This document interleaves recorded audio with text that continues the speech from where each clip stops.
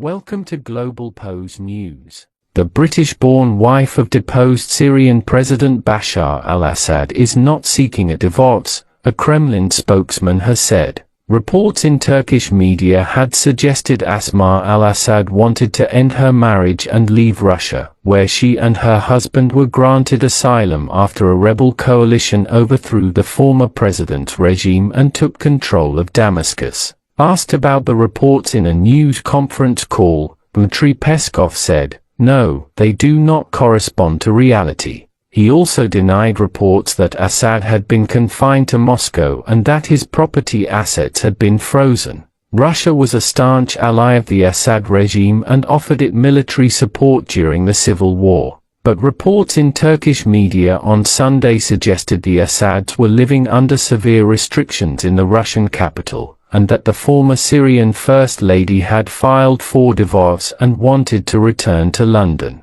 Mrs. Assad is a dual Syrian-British national, but the UK Foreign Secretary has previously said she would not be allowed to return to Britain.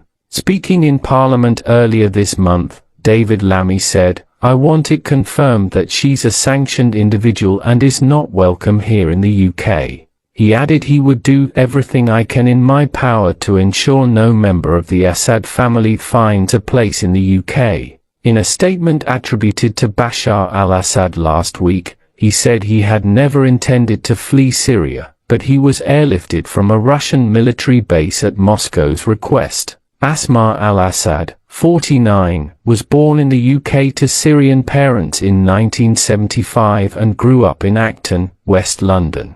She moved to Syria in 2000 at the age of 25 and married her husband just months after he succeeded his father as president. Throughout her 24 years as Syria's First Lady, Mrs. Assad was a subject of curiosity in Western media. A controversial 2011 Vogue profile called her a rose in the desert and described her as the freshest and most magnetic of First Ladies. The article has since been removed from the Vogue website. Just 1 month later, Mrs. Assad was criticized for remaining silent while her husband violently repressed pro-democracy campaigners at the start of the Syrian civil war. The conflict went on to claim the lives of around 500,000 people, with her husband accused of using chemical weapons against civilians. In 2016, Mrs. Assad told Russian state-backed television she had rejected a deal to offer her safe passage out of the war-torn nation in order to stand by her husband.